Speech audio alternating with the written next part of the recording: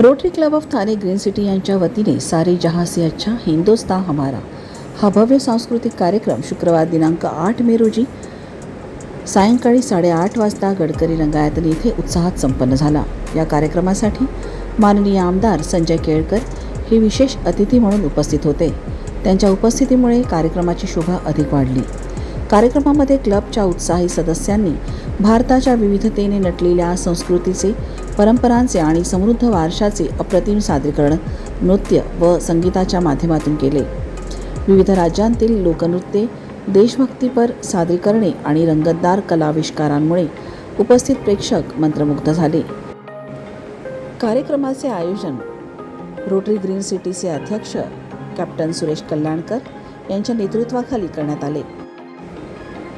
तर rotary green सिटीचे सचिव जितेंद्र कुलकर्णी यांनी कार्यक्रमाच्या यशस्वी नियोजनात महत्त्वाची भूमिका बजावली। संपूर्ण कार्यक्रम देशभक्तीच्या वातावरणात पार पडला असून उपस्थितांनी कलाकारांच्या सादरीकरणाचे मनापासून कौतुक केले। हा कार्यक्रम ठाणेकरांसाठी एक संस्मरणीय सांस्कृतिक पर्व ठरला। मी captain Suresh Kalyankar, rotary club of Thane green सिटीचा अध्यक्ष। आज आपण इथे कार्यक्रम करत आहोत सारे जहां से अच्छा हिंदुस्तान हमारा। हा कार्यक्रम आपण आज सगळे रोटरीचे फॅमिली मेंबर्स यांनी केलेला सांस्कृतिक कार्यक्रम आहे, जेणेकरून आपण यात भारताची संस्कृती, त्याचं प्रमुख त्याचे राज्य आणि याद्वारे आपण जो निधी उभारतो आहे तो म्हणजे pediatric heart surgery, braille education ब्लाइंड्ससाठी, वॉटर अँड सॅनिटेशन, पर्यावरण या उपक्रमांना आम्ही राबवणार आहे। हा निधी यात सहभागी झालेले आमचे मोठे स्पॉन्सर्स सावली foundation, cloud neck technologies, Shri chakra from Bangalore असे मोठे स्पॉन्सर्स आहेत ज्यांनी भरभरून आम्हाला साथ दिली आहेत आणि याद्वारे आम्ही समाजकार्याला जे काही मदत करू शकतो। आज रोटरी ग्रीन सिटी यांचा या ठिकाणी कार्यक्रम आयोजित केला आहे आणि रोटरीचे प्रेसिडेंट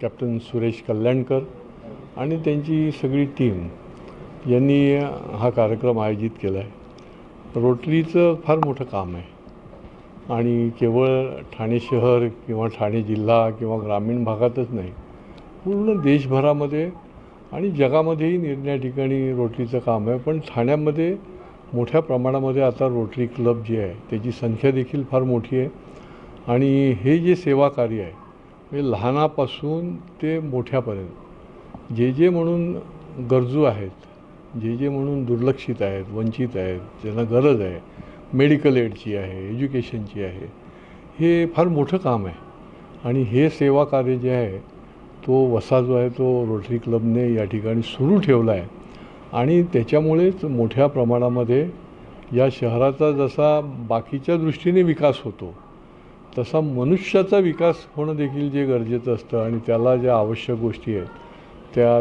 पोचवण्याचं जे काम असतं तर ते काम रोटरी अतिशय नियोजनबद्ध रीतीने, शिस्तबद्ध रीतीने आणि सेवाभावी भावनेतून ते करतं आणि त्यामुळेच मी आज या कार्यक्रमाच्या साठी आलो आणि त्यांना शुभेच्छा देण्यासाठी देखील आलो आणि आम्ही त्यांच्याबरोबर आहोत, त्यांच्या पाठीशी आहोत असं त्यांना आश्वासित करण्यासाठी देखील आम्ही या कार्यक्रमाला उपस्थित आहोत। मेरा नाम दिनेश मेहता है। मैं immediate part district governor rotary district 342 का। जो आज का प्रोग्राम जो rotary club of Thane green city ने अरेंज किया है ये वास्तव में बहुत ही अद्भुत प्रोग्राम है। जो हमारा हिंदुस्तान है उसकी कला और संस्कृति को प्रदर्शित किया गया है। बच्चों ने और जो ये पूरा कुटुंब है, परिवार है, उन्होंने बहुत मेहनत की है।